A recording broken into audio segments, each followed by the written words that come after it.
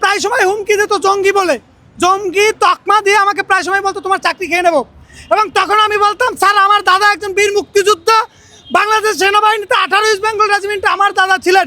বঙ্গবন্ধুর মৃত্যুবার্ষিকী, শেখ হাসিনার জন্মদিন, এসব দিনে নামাজ বাধ্যতামূলক, ফজরের নামাজ বাধ্যতামূলক। আর অন্যান্য সময় রুল কল, তখন এশার নামাজ, তারপরে আসর নামাজের সময় গেমস। আসলে নামাজের জন্য কোনো সেনাবাহিনীতে সময় হয় না, দেওয়া হয় না। যে কেউ দাড়ি রাখতে পারবে না, তারপরে বড় দাড়ি রাখতে গেলে তার উপরে অন্যরকম নির্যাতন হতো বা পোস্টিং দিয়ে দিত।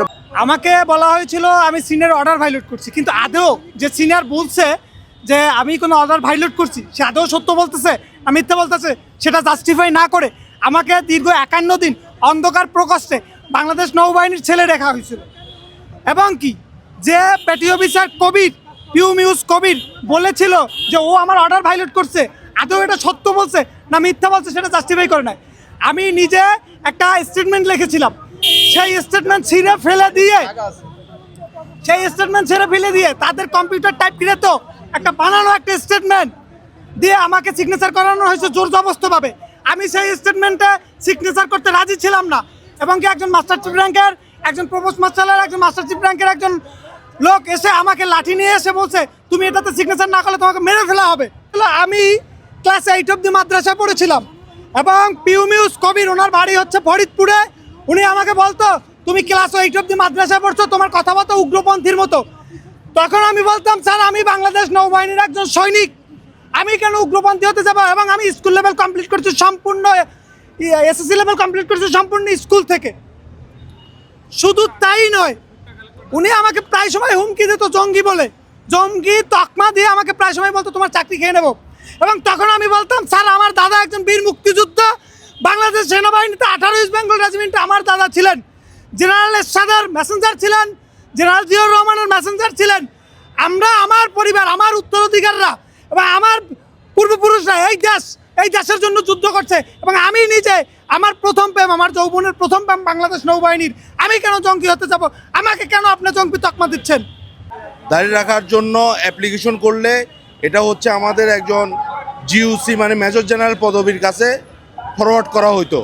তো আমাদেরকে এটা 100%ই নো করা হইতো। মাঝে মাঝে তদবিরে হয়তো 1-2টা ওকে হইতো, তাও সেটা হাজারে একজন। এই ধরনের বাধ্যবাধকতা ছিল। আর নামাজটা হচ্ছে এমন যে আমাদের জোহর আসরের টাইমে মনে করেন নামাজ পড়ার সেই সুযোগটা আমাদেরকে দেওয়া হয় না। ওই সময় গেমস থাকে অথবা আপনার ওই অন্যান্য ওয়ার্কিং থাকে। সেক্ষেত্রে আপনার ওই আসলে কোনো সরকারি যদি হয়, যেমন বঙ্গবন্ধুর মৃত্যুবার্ষিকী, শেখ হাসিনার জন্মদিন, এসব দিনে নামাজ বাধ্যতামূলক, ফজরের নামাজ বাধ্যতামূলক। আর অন্যান্য সময় রুল কল, তখন এশার নামাজ, তারপরে আসর নামাজের সময় গেমস। আসলে নামাজের জন্য কোনো সেনাবাহিনীতে সময় হয় না, দেওয়া হয় না। সেটা হচ্ছে আপনার ওই সময় সরকারি যে প্যারেড এগুলো নিয়ে ব্যস্ত থাকে। কিন্তু যখন কোনো উৎসব বা কোনো দিন আসে, স্পেশালি কারোর জন্য ব্যক্তিগতভাবে দোয়া করার প্রয়োজন হয়, সেক্ষেত্রে আপনার তখন দোয়া করা হয় বা নামাজের সুযোগ দেওয়া হয়। দাড়ি রাখতে পারবে না, তারপরে বড় দাড়ি রাখতে গেলে তার উপরে অন্যরকম নির্যাতন হতো বা পোস্টিং দিয়ে দিত। বা অন্য কোনো অনেক সিও ছিল যে যারা লেফটেন্যান্ট কর্নেল সিও, তারা করতো কি অনেকে যদি কথা না শুনতো তাকে চাকরিচ্যুত করা হতো। ঠিক আছে। এবং এই যে আমি নিজেও দাড়ি রাখছি, এটা আমি চাকরির পরে, কখনো আমি রাখতে পারিনি আমি নিজেও।